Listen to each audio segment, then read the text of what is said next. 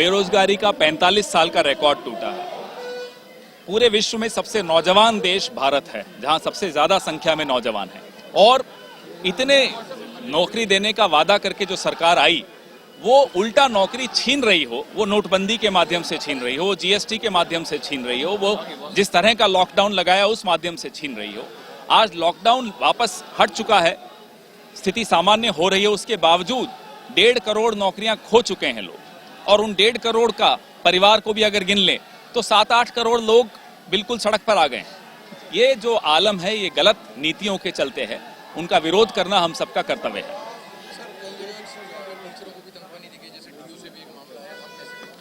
टीचरों का तनख्वाह नहीं दे पा रहे हैं या नहीं देना चाह रहे हैं। आप नई नियुक्तियां कर नहीं पा रहे हैं, जहां करने की कोशिश करते हैं वहां कोई न कोई विवाद, चीटिंग, अलग अलग आरोप लग जाते हैं और नियुक्तियां कैंसिल हो जाती हैं। कल आपने यूपी का उदाहरण देखा, जहां फर्जी वीडियो डाल दिया लेखपाल की कोई नियुक्तियां हुई नहीं है पिछले 5 साल में। तो इस तरह से जो माहौल बन रहा है इस देश में, उसमें नौजवानों के मन में बहुत रोष है। जिस तरीके से 20,000 करोड़ का सेंट्रल स्टॉक चल रहा है, क्या इस रकम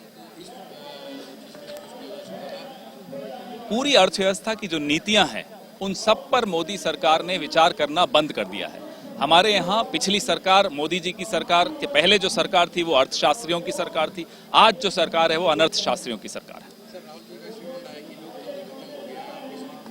पूरा विश्व यह बोल रहा है, विश्व की ऐसी एजेंसीज बोल रही हैं जो कि लोकतंत्र को मॉनिटर करती हैं। आप देखिए सीएजी की क्या हालत कर दी, 75% रिपोर्ट्स कम हो गई हैं अब सीएजी की। हमारे वक्त सीएजी पर कोई रोक टोक नहीं थी।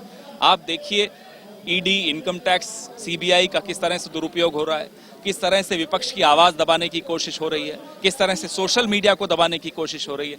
यही सब तो पैमाने होते हैं लोकतंत्र को नापने के। सर, एडीआर की 20 लाख जो 70 विधायक कांग्रेस छोड़कर दूसरे पार्टी में शामिल हो चुके हैं, इसके बारे में? जब मुश्किल घड़ी होती है किसी परिवार, किसी संगठन, किसी पार्टी की, उस वक्त परीक्षा होती है कि कौन हमारे साथ है, कौन विचारधारा की लड़ाई और संघर्ष करने को हमारे साथ सड़क पर आना चाहता है, मुश्किल झेलना चाहता है, और कौन सत्ता सुख भोगने के लिए जाना चाहता है। जिनको सत्ता सुख भोगना था वो चले गए, जो संघर्ष करने वाले हैं वो यहाँ आपको दिख रहे हैं। सर, आज ही के दिन महात्मा गांधी ने दांडी मार्च शुरू किया है, ये प्रदर्शन भी आज ही के दिन शुरू हो रहा है, इसके बारे में क्या? गांधी जी हमारे सबके प्रेरणा स्रोत आज से नहीं, शुरू से रहे हैं।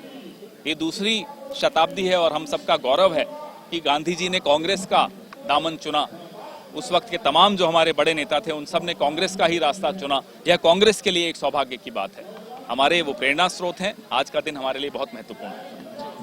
ऐसा मॉल मीडिया की डिग्री वापस देनी पड़ रही है। देखिए, इस देश की जनता ने बहुत बड़ा विश्वास इस देश के प्रधानमंत्री के लफ्जों पे रखा। क्या कहा था उन्होंने?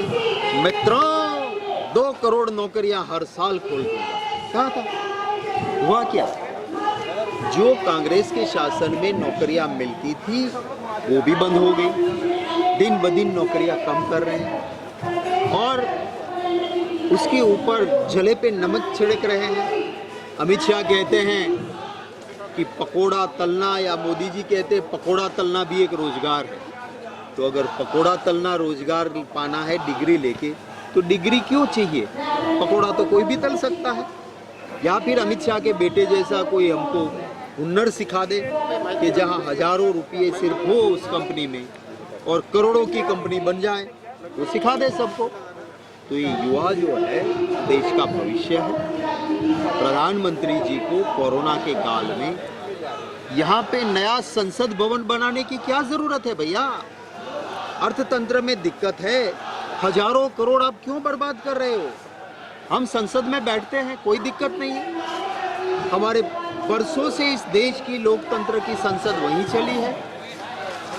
तो आप इस संसद को नया करने का विचार बंद रखिए, पर वही पैसे युवा के रोजगार के लिए लगाइए। सर, राहुल गांधी ने एक ट्वीट किया था कि देश में लोकतंत्र खत्म हो चुका है, इसके बारे में बीजेपी इस पर सवाल करेगा? देखिए, राहुल गांधी जी ने नहीं, ये एक आध एजेंसी ने नहीं, बहुत सारी एजेंसी ने अपना रिसर्च करके, जो जाने माने और रेप्यूटेड लोग उसमें हैं, जिसके ऊपर दुनिया भर में विश्वास होता है, उनका रिसर्च में ये कहा गया है कि हमारा देश लोकतंत्र के मायने में बांग्लादेश और नेपाल से भी पिछड़ चुका है और एक डिक्टेटरशिप चल रही है।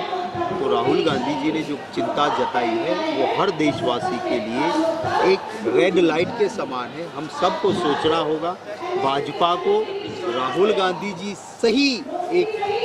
सही नेता के तौर पे, लोकतंत्र के विरोधी दल के नेता के तौर पे सही बात कहते हैं, पर भाजपा को सच पसंद नहीं है, इसलिए वो राहुल गांधी जी पे हमला बोलते हैं।